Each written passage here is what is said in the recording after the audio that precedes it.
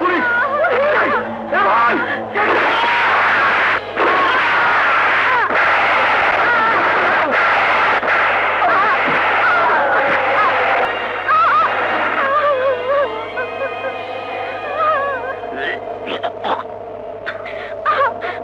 আমি তোকে ছাড়বো না শয়তান।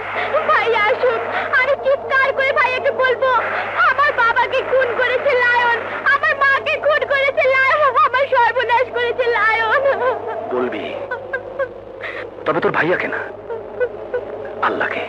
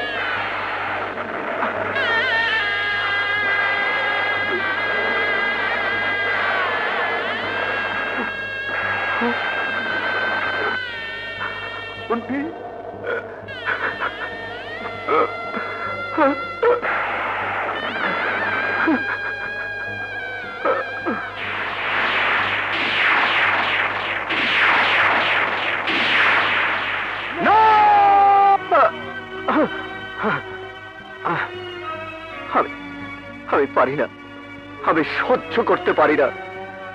ওই দৃশ্য মনে পড়লে, এই নাম্বার 17 চোখে পড়লে আমি উন্মাদ হয়ে যাই। মনে হয় ওকে হাতে পেলে ওর কলিজাটা ছিঁড়ে আমি টুকরো টুকরো করে কুকুর দিয়ে খাওয়াতাম। কে নাম্বার 17? আজও খুঁজে পাইনি। সেই থেকে আমার মা নেই, বাবা নেই, বোন নেই, কোনো আপনজন নেই। মুন্না নামের মানুষটাও নেই। আছে মুন্না রংবাজ, মুন্না গুন্ডা। ম্যাডাম, আপনি জানেন না, সেই রাতে আপনার ঘরে রানীর সাথে কথা বলতে বলতে আপনি আমার কোথায় আঘাত করে রক্তাক্ত করে দিয়েছিলেন। আমি দুঃখিত, সত্যি আমি দুঃখিত। কিন্তু তোমার বুকের মধ্যে যে জ্বালা, সে তো ভালোবাসার জ্বালা। মায়ের প্রতি ভালোবাসা, বাবার প্রতি ভালোবাসা, বোনের প্রতি ভালোবাসা, তাকে এমন ঘৃণায় বদলে দিলে কেন? ম্যাডাম, আইন যখন নাম্বার 17কে খুঁজে বের করতে ব্যর্থ হলো, তখনই একদিন দেখা হয়ে গেল আকবর শেঠের সাথে। সে আমাকে বলল, অপরাধী অন্ধকার জগতে বসবাস করে, তাকে ধরতে হলে অন্ধকারের বাসিন্দা হতে হবে। আর তাই তুমি আকবর শেঠের মতো মুখোশধারী শয়তানের চক্রান্তে জড়িয়ে গেলে।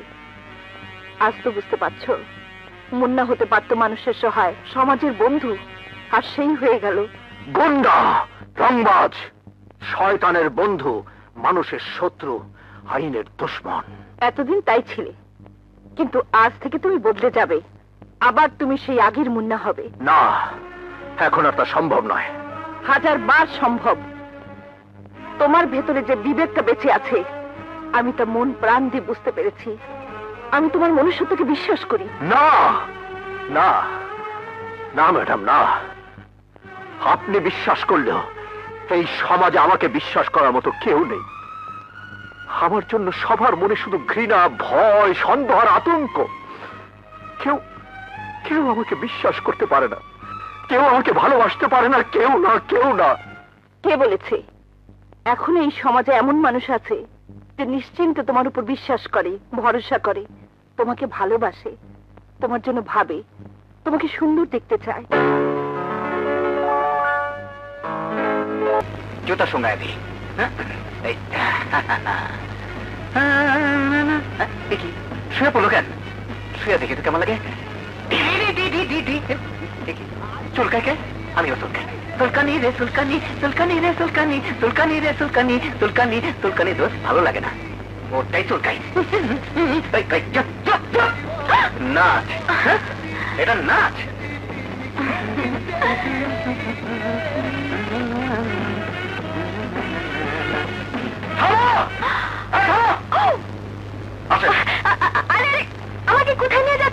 রানী, নাচ থামিয়ে এসব কি হচ্ছে? এখানে মানুষ আসে মৌজ করতে, ফুর্তি করতে, তোমার প্রেম নিবেদন দেখতে আসে না। চলো। আরে হাত ধরে টানাটানি করছেন কেন? ছাড়ুন, আরে ছাড়ুন না, আরে ছাড়ুন না। ছাড়বো মানে? তুমি কি আমাদের ফ্লোরে লাল বাতি জ্বালাতে চাও না? আরে ম্যানেজার সাহেব, লাল বাতির জন্য ঘাবড়াচ্ছেন কেন? আপনার ফ্লোরে তো লাল বাতি, নীল বাতি, সবুজ বাতি অনেক আগে থেকেই জ্বলছে। শুধু একটা বাতি জ্বলেনি, ওটা আমিই জ্বালিয়ে দিচ্ছি। তোর কি এর করতে পারি?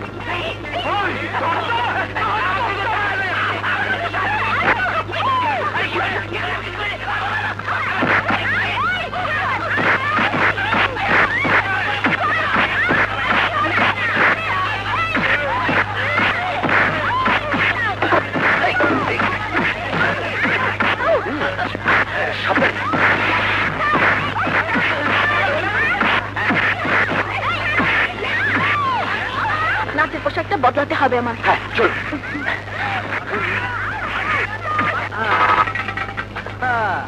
আরে মেম সাহেব, ওটা কোনো জায়গা হলো? সুন্দর সুন্দর পোশাক পরা সব নোংরা লোক। এই সমস্ত আজে বাজে লোকের সামনে আপনি নাচেন, গান করেন, ছি ছি ছি। কি করব বলুন? এটাই যে আমার পেশা।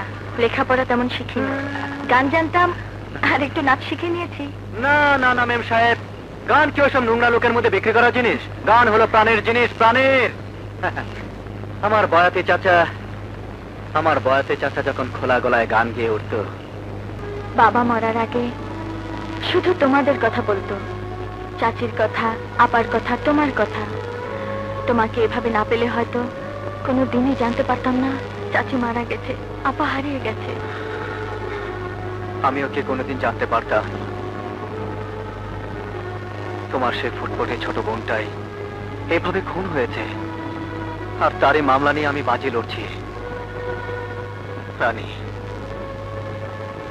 তোমার আমার দুজনের সব শেষ হয়ে গেছে। মা নেই, বয়াতে চাচা নেই, তোমার বোনটাও নেই।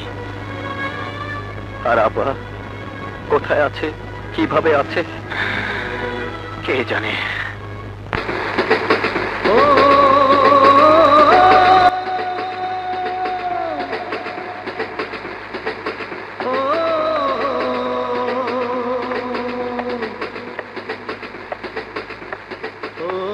কি ব্যাপার, সবসময় দেখি ট্রেনের শব্দ শুনেই কোথায় যেন হারিয়ে যাও?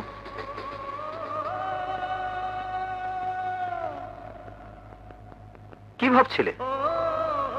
হ্যাঁ, এই ট্রেনের চাকা, ট্রেন ছুটে যাওয়া, ট্রেনের শব্দের সঙ্গে যে আমার জীবনের সবচেয়ে বড় কষ্টের স্মৃতি জড়িয়ে আছে। এই ট্রেন আমার মায়ের জীবন ছিনিয়ে নিয়েছে, আর এই ট্রেনে হারিয়ে গেছে আমার ছোট ভাই। আজও তার খোঁজ পাইনি। তবু তোমার একটা আশা আছে, হয়তো সে বেঁচে আছে, হয়তো সে ফিরে আসবে, হয়তো কোনোদিন দেখাও হবে। কিন্তু আমি এই হাতের দিকে তাকালেই ছোট বোনের রক্তাক্ত লাশ চোখের সামনে ভাসে। আমি জানি সেই খুনের সাথে নাম্বার 17 একটি সম্পর্ক আছে। কে কে এই নাম্বার 17?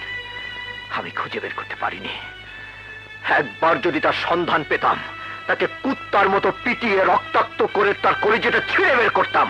না মুন্না, না, প্রতিহিংসার পথে আর তোমাকে যেতে দেব না। আমি আরেকবার তোমার বোনের কেস ওপেন করব, পুরনো ফাইল ঘেটে, পুরনো খবরের কাগজ বের করে খুঁজে বের করবো অপরাধী কে। না নাজমা, না। মুন্নার অনেক দুর্নাম।